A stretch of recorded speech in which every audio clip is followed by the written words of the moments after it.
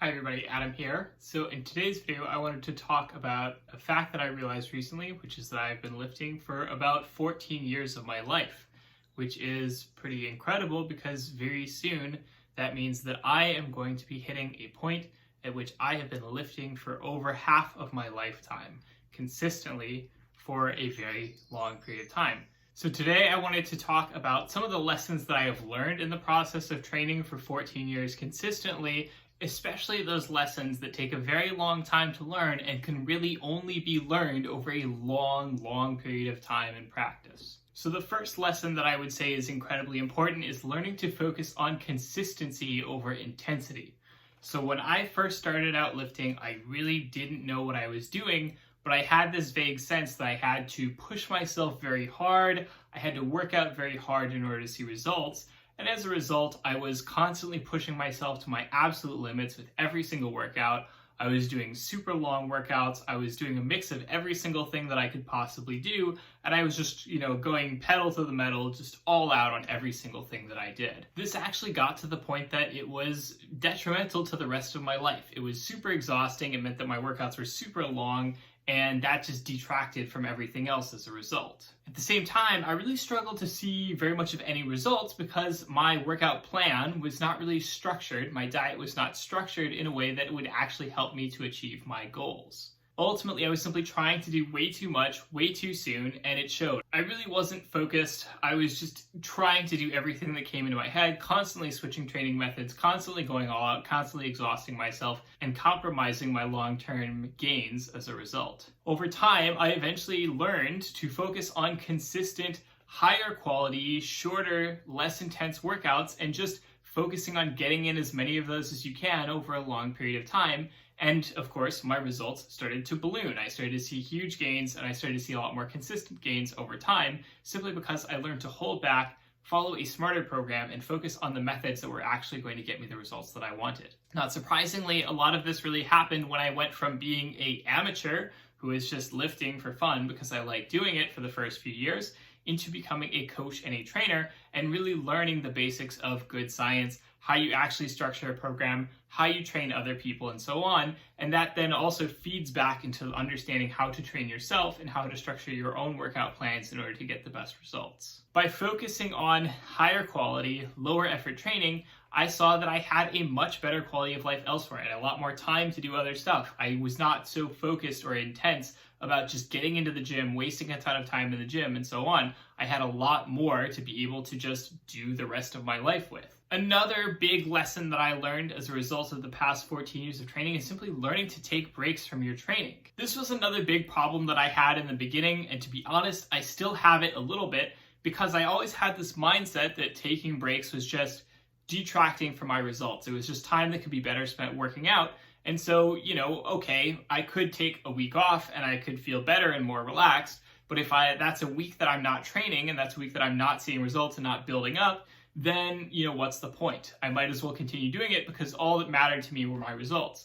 And admittedly, I'm still very much like this. Again, I have learned to be a lot better about this. I've learned to be more and more cautious and consistent about taking breaks in my training, but it's still a kind of impulse that I have. I kind of just always want to train. That's just the kind of person that I am. There have been a few occasions in the last 14 years that I haven't been able to train consistently, but aside from that, I've basically just been nonstop training that entire time. Typically, I consistently train about 4 to 5 days a week with heavy workouts, and more recently, since I've been focusing on daily workouts as well, I've been also doing shorter, easier workouts on my days off. So I'm basically training almost every day. In the past 14 years, I have had a few injuries. I have had a few phases where I had to stop training for a while. For example, around 2013, I injured my back pretty badly trying to do an overhead press back when I really didn't know the form on an overhead press very well. And as a result, I pulled something in my lower back, and I really had to spend about a month or two just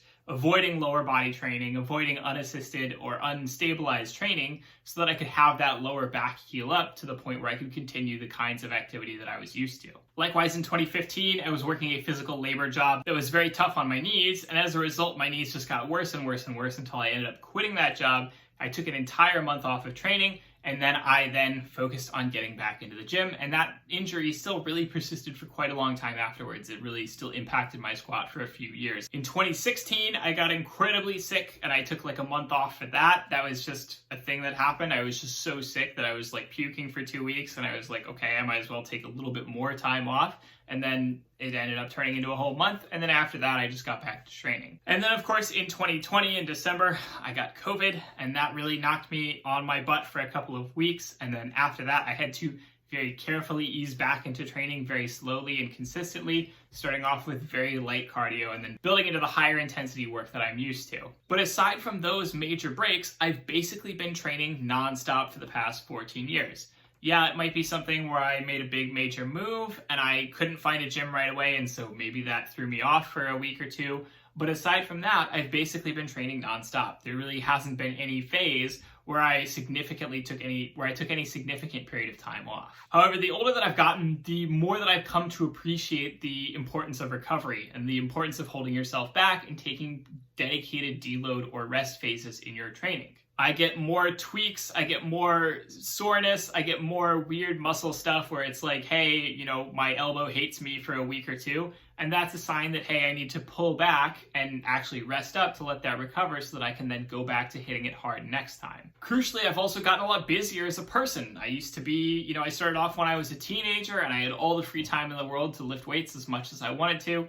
Same thing in university, same thing just after university when I was just starting out in my career and I didn't really have a ton of work outside of my specific work hours at my job, so I could just train a lot. And it helped that I was working, of course, at a gym, and so it was like, hey, I'll go to work, and then right after work, I'll do like a 3-hour workout because I'm already here, it's easy, and then I can go home after that. But since that phase, obviously, I've gotten a lot busier. I have a full-time job, I have a side job, I have all kinds of other stuff going on, and so as a result, I am simply busier. I do not have the amount of time that I used to just train all the time. And that means that nowadays, when it's something like, hey, it's a good time for a deload, let's take a week off, that's wonderful because it means that I have just more time to relax. It means that my schedule is not nearly so tight as it is normally when I am training pretty consistently. I initially didn't really believe that deloads were that important. I remember that when I was coming up as a personal trainer, there was constantly all this stuff where people were constantly talking about how important it is to take deloads or you're going to injure yourself. And so many people had this impression that if you are not taking a deload every 4 or 5 weeks, then your knees are going to explode, your elbows are going to explode, and everything is going to go poorly. And for me, what I saw was, again, I'm someone who really, really likes consistency in my training. I like training a lot, and I just simply didn't see the point of it because I was seeing pretty good results. And it wasn't something where not deloading was holding me back. It wasn't something where I was seeing any significant sort of injuries or anything like that were caused by excessive fatigue. And so it was kind of like, well, what's the point? Why not just keep training? What really convinced me to change my mind is simply that when you look at the research, deloads are crucial for another important reason, which is essentially that added recovery enables you to then rest up more, and you get this boost in strength right after you take some time off. And that's really important if, say, for example, you're a power lifter, you're trying to prepare for a meet. That's what we call a peak week, which is basically a week in which you do very little activities just so that your body can recover as much as possible so that you're then ready to step onto the platform at sort of your maximum strength. And as a result, sometimes some people can see a pretty significant increase in their squat, bench, and deadlift simply because they took some more time off to rest and recover, and that resulted in that bump in strength. The same thing can apply just in terms of your general fatigue. So you're having, a phase where you're training a lot, your body's getting exhausted, you take a week off, that enables you to rest up and recover more, and that means subsequently you're going to see better results in your subsequent workouts simply because you are more prepared, you're more rested and recovered. And what this means is that while initially it may seem like that's wasted time that you're taking off, the reality is that ultimately in the long run it ends out to be about the same, which is to say that you can take weeks off occasionally and it does not impact your results in the slightest in the long run, partly because there's just diminishing returns on more training, and partly because that extra rest is a good thing for your body. Your body enjoys it, your body likes it, and that just gives you a chance where you then sort of slingshot back up to where you would have been if you had just been training anyway. So that's awesome. That's great because it means that you can get basically the same results with less overall work, provided that you just space things out with a deload every now and then. And that is something that I have come to appreciate a lot more as I get older. Again, I am more busy. It is nicer to have a week off here and there so that I can just rest and relax, or maybe just focus on something else that I want to work on, or whatever the case may be. And of course, the last major thing that I wanted to talk about is simply learning to enjoy the process. So we talk a lot about the concept of what we call a process-oriented goal versus a reward-oriented goal. So a reward-oriented goal is like, hey, I want to be able to bench press 300 pounds. Hey, I want to, win at this powerlifting competition. I want to, be jacked and shredded for this summer, whatever the case is. Those are sort of results-oriented goals. A process-oriented goal is something that says something along the lines of, hey, I want to be better than I was yesterday. I want to just enjoy the training and continue to improve and see where that leads me. And I find that process-oriented goals are generally a lot more effective. I find that people who learn to enjoy the process tend to be the people who get a lot further because they're less frustrated when they have setbacks. They instead just focus on, hey, what is the best that I can do with the materials given to me? What is the best version of myself that I can be? How far can I push it? Just basically, what are my limits? And if you don't really like learning a skill, then no amount of reward, no amount of basically end goal is going to make it worthwhile for you. There are so many things that we do in life that we think we're going to enjoy it, and it turns out that that's just not the case, but we keep pushing ourselves to do things because we are looking for some kind of expectation. We're looking for some kind of reward at the end of the rainbow, so to speak. And I will just say right out of the bat that if you are not one of those kinds of people who really just enjoys the process of learning a particular skill, you're just ultimately probably not going to be the person who really pushes yourself to your absolute limits. You're just not going to push yourself so hard that you really continue over a long period of time, over, for example, 14 years like myself, to really see where your limits are and continue growing. This isn't necessarily something you can change either. It's not like you can just wake up one day and say, hey, I want to love the process of working out. But what I will say is that when I first started out working out, I didn't enjoy it either. I was very much a nerdy kid. I just wanted to read books and play video games. I hated working out. It really wasn't for me.